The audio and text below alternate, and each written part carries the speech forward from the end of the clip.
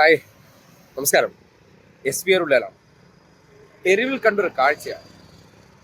കേരളത്തിൽ നിന്നുകൊണ്ട് കേരളത്തെ കുറ്റം പറഞ്ഞുകൊണ്ട് സകലത്തിലും മോശമാണെന്ന് പ്രചരിപ്പിക്കുന്നവർ അല്ലെങ്കിൽ അതിൻ്റെ ഉള്ളിലൂടെ നിങ്ങളെ തെറ്റിദ്ധരിപ്പിക്കുന്നവരുടെ മുന്നിലേക്ക് ഒരു കാഴ്ചയെ സമർപ്പിക്കുകയാണ്. നോക്കി, ഞാനിത് ഗ്രീൻഫീൽഡ് സ്റ്റേഡിയത്തിന്റെ അടുത്ത് വന്നപ്പോൾ കണ്ടൊരു കാഴ്ചയാണ്. കണ്ടോ?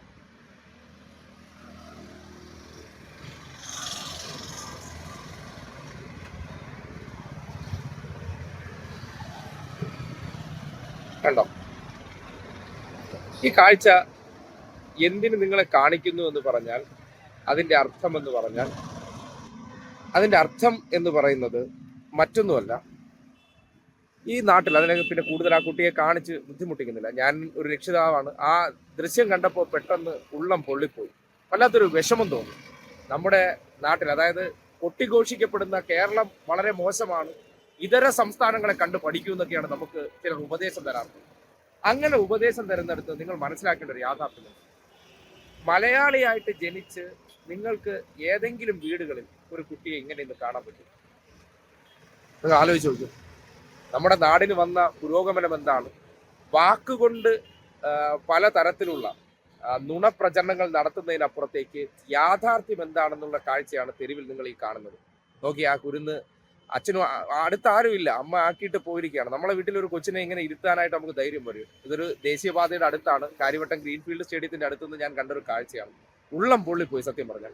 ഈ ഒരു കൊച്ചു കുട്ടിയൊക്കെ ഇരുത്തിയിട്ട് ഇനി അവക്ക് ഇപ്പൊ നമ്മുടെ വീട്ടിലെ കുട്ടികൾ വിശപ്പ് എന്താണെന്ന് ചിലപ്പോൾ അറിയില്ല, കഴിക്കുമെന്ന് പറഞ്ഞ് നിർബന്ധിച്ച് കഴിപ്പിക്കും. ഇത് അമ്മ ഇതിന്റെ അടുത്ത് ആക്കിയിട്ട് പോയിരിക്കുകയാണ്.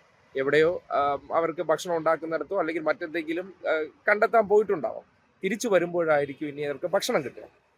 അപ്പോൾ മറ്റിടങ്ങളിലെ കുട്ടികൾ വളരുന്ന അവസ്ഥ എന്താണെന്ന് നമ്മൾ ചിന്തിച്ചു നോക്കും.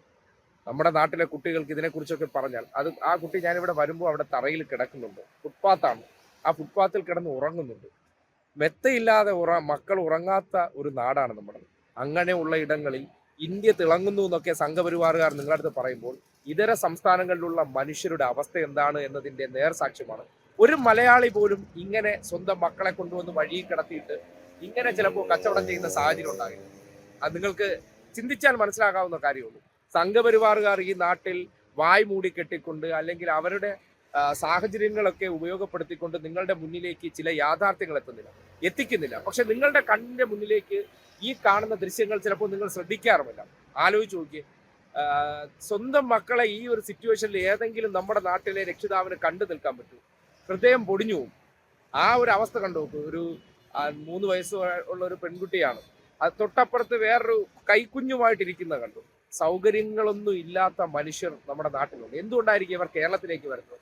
ഈ നാട്ടിലുള്ള മനുഷ്യർക്കാണ് അത്യാവശ്യം ജീവിത സാഹചര്യങ്ങൾ മെച്ചപ്പെട്ടത്. വിദേശത്തൊക്കെ പോയി നമ്മുടെ നാട്ടിലുള്ള ജനങ്ങളുടെ ജീവിത നിലവാരം ഉയർന്നിട്ടുണ്ട്.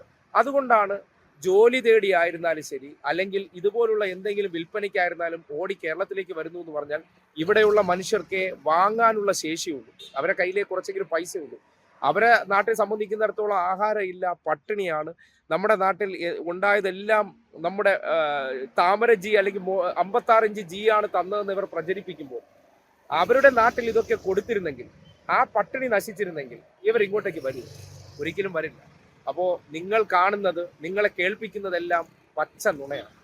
ജീവിത യാഥാർത്ഥ്യങ്ങളാണ് കേരളത്തിന്റെ ഈ തെരുവോരങ്ങളിൽ കിടക്കുന്നത്.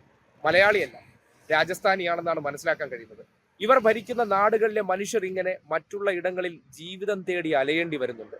ആ യാഥാർത്ഥ്യങ്ങളെ ഈ നാടിന്റെ കൺമുന്നിൽ വരാതെ പൊതിഞ്ഞു പിടിച്ചുകൊണ്ട് ഇവരുടെ സൗന്ദര്യവും കാണിച്ചുകൊണ്ട് ഇവർ പറയുന്ന വർഗീയതയെ ഉയർത്തിക്കാട്ടി ഈ നാട്ടിലെ ജനങ്ങളെ തമ്മിലടിപ്പിച്ച് ഇവിടെ അധികാരത്തിലേക്ക് വന്നു കഴിഞ്ഞാൽ ഇവർക്ക് അധികാരം കിട്ടിയ ഇടങ്ങളിലെ മനുഷ്യരുടെ അവസ്ഥ എന്താണെന്നതിൻ്റെ തെരുവിലെ നേർസാക്ഷ്യമാണ് ആ കുരുന്നെന്ന് പറയേണ്ടി വരികയാണ്. അതുകൊണ്ട് ചിന്തിക്കും. നമ്മുടെ നാട് സ്വർഗമാണ് സുഹൃത്തുക്കളെ. ഈ നാട്ടിൽ വർഗീയ ശക്തികളെ വേണ്ട വേണ്ട എന്ന് ആവർത്തിച്ച് പറയുന്നതും നാളുകളിൽ നമ്മുടെ നാട്ടിലെ മനുഷ്യർക്ക് മറ്റുള്ള ഇടങ്ങളിലേക്ക് ഇങ്ങനെ പോകേണ്ട ഗതികേട് വരുത്തരുത് എന്നുള്ളത് കൊണ്ടാണ്. അതുകൊണ്ട് തിരിച്ചറിയണം, ഇതൊക്കെയാണ് നമ്മുടെ നാടിൻ്റെ യാഥാർത്ഥ്യം. നിങ്ങളുടെ കണ്ണിൻ്റെ മുന്നിലൂടെ കടന്നു പോകുമ്പോൾ ചിലപ്പോൾ നിങ്ങൾക്ക് ഈ കാഴ്ച കാണുന്നുണ്ടെങ്കിലും നിങ്ങൾക്ക് ചിലപ്പോൾ അത് സ്ട്രൈക്ക് ചെയ്യില്ല, നിങ്ങൾക്ക് അത് തിരിച്ചറിയാൻ പറ്റില്ല. ഒരു മാധ്യമ പ്രവർത്തകൻ ആയതുകൊണ്ടായിരിക്കണം. നോക്കൂ, ആ കുട്ടി അവിടെ ഒരു സ്ഥാനം മേടിക്കുന്നത് പുറത്ത് കാണാം, പുറകിൽ കാണാം, വരുന്നുണ്ട്, പക്ഷെ ആളില്ലാത്തതുകൊണ്ട് എടുത്തു കൊടുക്കാനും പറ്റുന്നില്ല. അപ്പോൾ ഇതൊക്കെയാണ് ജീവിത യാഥാർത്ഥ്യങ്ങൾ.